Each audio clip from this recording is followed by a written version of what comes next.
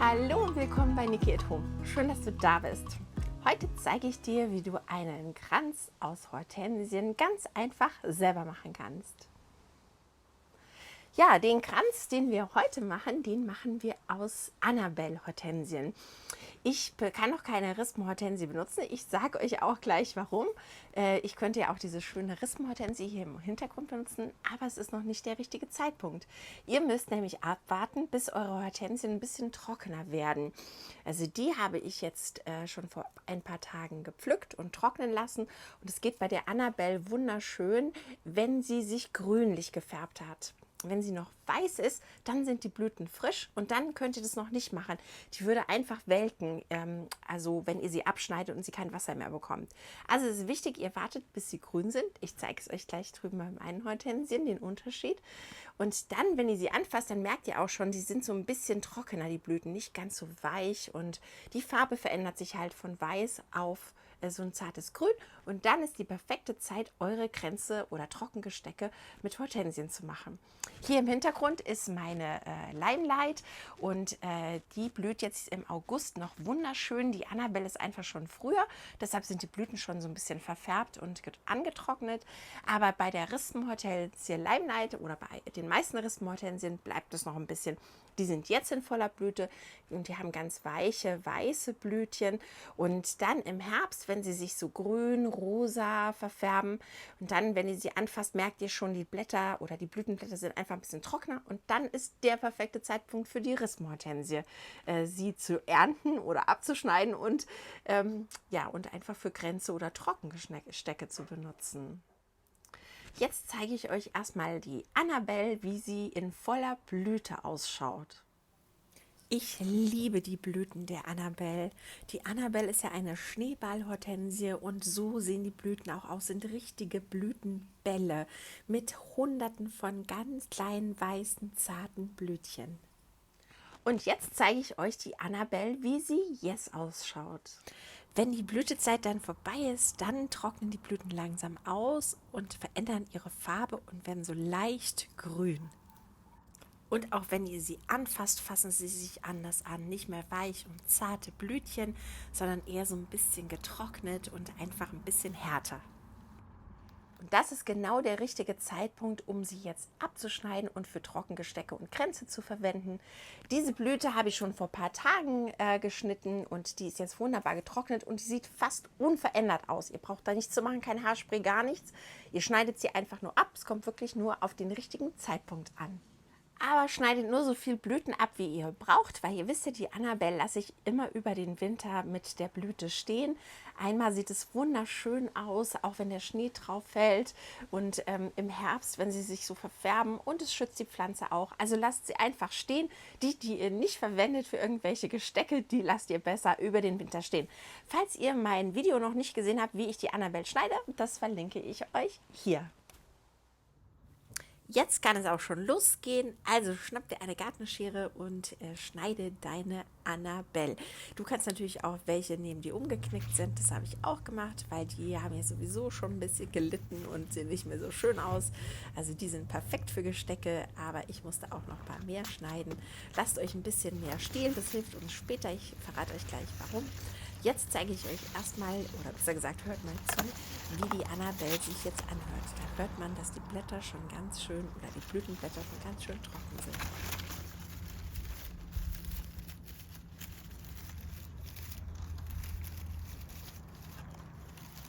Wenn ihr dann genügend Hortensien gesammelt habt, dann können wir schon beginnen. Ich benutze hier diesen Strohrömer mit Vlies und außerdem brauchen wir noch Gummis. Das ist nämlich die Methode, die euch die Arbeit mit dem Draht spart.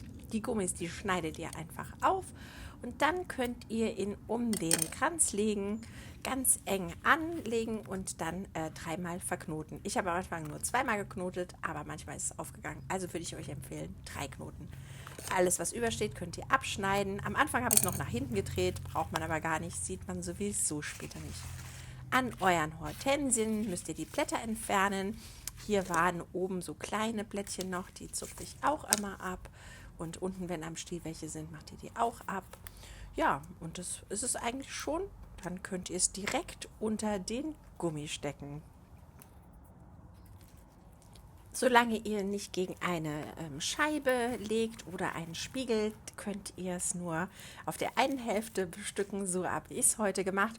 Und dann braucht ihr einfach, je nachdem wie groß eure Blüten sind, manchmal 3 Blüten pro Reihe und manchmal nur 2. Ihr wisst ja, ich gebe euch immer die Tipps von dem, was ich lerne. Ich habe die Stiele hier am Anfang zu kurz geschnitten. Ich sage euch auch warum. Es ist einfach besser, wenn der Stiel unter 2, 3 Gummis steckt. Umso besser könnt ihr ihn in die richtige Position drücken oder drehen und umso schöner liegen sie dann auch an dem Kranz an. Und wenn wir schon bei Tipps sind, die ich gelernt habe, es ist gut, wenn der Gummi weit oben an der Blüte sitzt, also der erste Gummi, weil dann ist die Blüte schön an den Kranz gedrückt und liegt schön flach an. Also das ist ideal. Also so wie ich es jetzt gemacht habe, eigentlich nicht so gut. Aber das sage ich euch, dann macht ihr nicht die gleichen Fehler. Das zeige ich euch auch gleich nochmal, wie es besser geht. Ein bisschen später, kommt gleich. So macht ihr jetzt einfach weiter, setzt immer eine Hortensie ein bisschen weiter innen, oben oder außen an und schaut, dass alles schön bedeckt ist. Ich habe auch mal die Hortensien genommen, mal geguckt, passt sie hierhin, passt sie dahin, brauche ich da eine kleine oder eine größere. Und so könnt ihr einfach Gummi für Gummi weitermachen. Und ich glaube schon, dass es wichtig ist, dass euer Strohrömer grün überzogen ist, weil man sieht doch Sachen durch. Die Blüten sind einfach nicht so dicht, von daher schaut, dass sie irgendwas, ja, wenn ihr einen Strohkranz habt ohne Grün, nehmt euch einfach irgendeinen grünen Stoff oder Vlies und wickelt es drumherum oder auch ein Band würde gehen. Das machen ja auch die Gärtnereien, die wickeln ja richtig gutes Band um ihre Kränze. Dann sieht es auch edel aus, wenn was durchscheint. Also vielleicht habt ihr ein grünes Band, würde auch funktionieren. An der Hortensie war irgendwie ein Brandfleck, wahrscheinlich war da Wasser und die ist dann verbrannt. Ich habe es später so ein bisschen rausgezupft, einfach, dass man keine braunen Stellen sieht, aber könnte man eigentlich auch drinnen lassen. Hier an der Stelle sieht man es nochmal ganz gut. Diese kleine Blüte will ich ja da rechts so reinstecken. Und wenn ich die jetzt in den unteren Gummi reinstecke, dann setzt sie oben ja einfach viel zu weit weg vom Kranz. Seht ihr diese Biegung? Also deshalb habe ich sie rausgenommen und wirklich in den Gummi, der ganz oben ist, reingesteckt, weil dann sitzt sie einfach viel schöner flach am Kranz an. Ja, das war die Stelle, an der ich festgestellt habe, besser 3 Knoten machen als 2, weil sonst kann es aufgehen. Hier kommt auch schon mein nächster Tipp. Macht die Gummis nicht so eng, weil sonst kommt ihr mit dem Finger nicht mehr drunter. Und so eng muss es gar nicht sein. Das hält die Stiele sowieso gut im Platz. Ich finde, nach 6, 7 Blüten nimmt es schon richtig Form an und man kann schon absehen, wie der Kranz mal aussehen wird. Und da wusste ich schon, das wird gut. Am Anfang war ich noch ein bisschen skeptisch. Ich habe noch nie einen Kranz mit Annabelle gemacht. Schon mit den anderen Rispenhortensien, aber nicht mit einer Schneeballhortensie. Aber ich war ganz erstaunt, wie schön das ausschaut. Ich habe die freudige Nachricht, euch mitzuteilen, dass die Annabelle doch recht robust ist, muss ich sagen. Also so beim Verarbeiten konnte ich schon, da muss ich nicht so vorsichtig sein. Also die sind selten umgeknickt. 1 oder 2 sind mal oben abgeknickt. Aber selbst dann halten sie noch an dem Stiel dran. Also sie sind echt robust, müsst ihr nicht so vorsichtig mit umgehen. Also so ein ganz tolles Material so zum Binden. Nehmt den auch immer mal wieder hoch und schaut an den Seiten, dass richtig alles gut bedeckt ist. Aber die sind so schön buschig, die Blüten. Also es war wirklich sehr simpel. Wenn dir mein heutiges Video zu dem Hortensienkranz gut gefällt, dann lass mir doch einen Daumen hoch da oder noch besser, gib mir ein Abo. Das hilft meinem Kanal weiter zu wachsen, weil so finden mich einfach mehr Leute in dieser riesengroßen YouTube-Welt. Ich sage im Voraus vielen, vielen Dank. Das Tolle an den Gummis ist ja auch, dass man die immer verschieben kann. Also manchmal habe ich sie auch weiter zur Blüte hingeschoben, einfach, dass sie dichter am Kranz bleibt. Also das ist noch ein Vorteil von dieser Gummimethode. Ich liebe die. Ich bin gespannt, was ihr sagt. Bitte schreibt es mir unten in die Kommentare.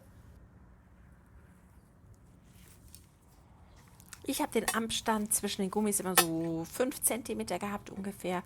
Aber wenn ich das Gefühl hatte, die Hortensien liegen nicht nah genug an, habe ich einfach direkt unter den Blüten nochmal einen neuen Gummi gesetzt.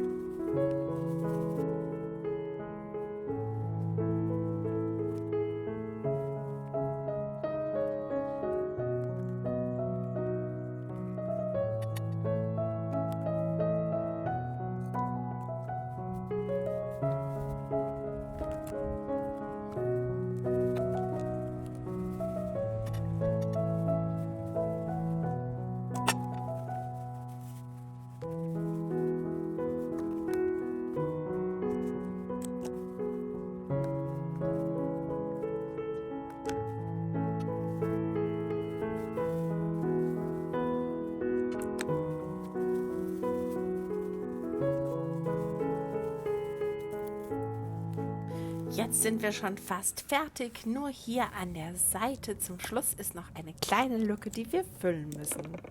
Gerade um die letzte Lücke zu füllen, könnt ihr einfach die Hortensien hin und her schieben. Einfach nochmal gucken, wie sie am besten passen und vielleicht hier und da nochmal eine ergänzen. Und dann ist euer Kranz fertig.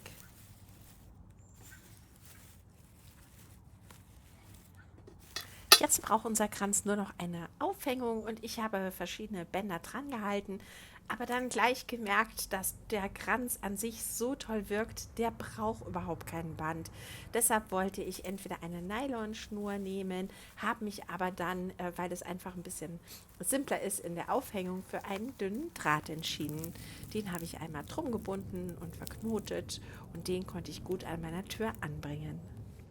Jetzt habe ich noch einen Rabattcode für dich.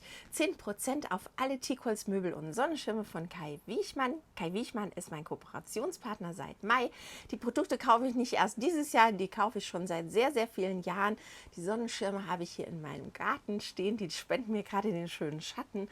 Ich liebe diese klassischen Sonnenschirme und ich weiß, die haben super Qualität und zuverlässigen Kundenservice. Also schaut euch mal auf der Webseite um und mit dem Code Niki@home bekommt ihr da 10% auf alle Teakholzmöbel und Sonnenschirme. So, jetzt ist der Kranz schon fertig und schaut mal, wie schön der geworden ist. Ich bin total happy mit dem Ergebnis und auch begeistert von dieser wunderschönen leuchtenden Farbe. Also es ist echt, es sieht elegant aus, also ganz schlicht. Und auch alles in einem Ton finde ich total schön. Ich hoffe, er gefällt euch. Und der kommt natürlich jetzt an meine Haustüre. Aber bevor ich ihn da aufhänge und euch das zeige, da hatte ich noch eine Idee. Ihr könnt ihn auch einfach auf einen Tisch legen, vielleicht auf ein schönes Tablett oder so. Und ein Windlicht reinmachen. Das hier ist ein bisschen zu klein. Ich würde schon ein größeres Glas nehmen. Oder nehmt einfach eine Glasvase. Es geht auch. Dann eine schöne Kerze rein. Auch die hier ist zu klein, ist von meinem letzten Muschelvideo-Projekt. Aber eine schöne Kerze könnte auch eine grüne Kerze sein oder eine weiße. Oder was könnte man noch? Schwarz oder so dunkelgrau würde bestimmt auch gut ausschauen. So ein schöner Kontrast. Und dann habt ihr eine wunderbare Deko. Was ich euch noch sagen wollte ist, der Kranz, das ist jetzt die perfekte Zeit, diesen Kranz zu machen, weil die Blüten zwar schon angetrocknet sind, aber ihr die noch gut einbinden könnt und sie nicht zerbröseln. Wenn ihr sie nämlich erst trocknen lasst und dann versucht es zu binden, dann kann es sein, dass euch die Blüten zerbrechen und das wollt ihr ja nicht, weil in diesem Stadium ist es einfach schon zu trocken. Also macht es jetzt, wenn sie gerade so bunt verfärbt sind, die Hortensien, und dann könnt ihr es wunderbar binden und dann trocknen lassen, dann hält sie euch sehr, sehr lange. Ich bin mal gespannt, ob ich hier und da vielleicht später, wenn sie getrocknet ist, wenn sie durchsichtiger wird, noch was reinstecken muss. Werde ich euch berichten, aber jetzt lasse ich ihn erstmal trocknen. Der sieht so schön voll aus. Ich habe es auch richtig dicht und kompakt gesteckt. Sollte eigentlich okay sein. Ja, das war's schon wieder für heute. Jetzt zeige ich euch nochmal, wie es an der Tür aussieht und dann verabschiede ich mich von euch.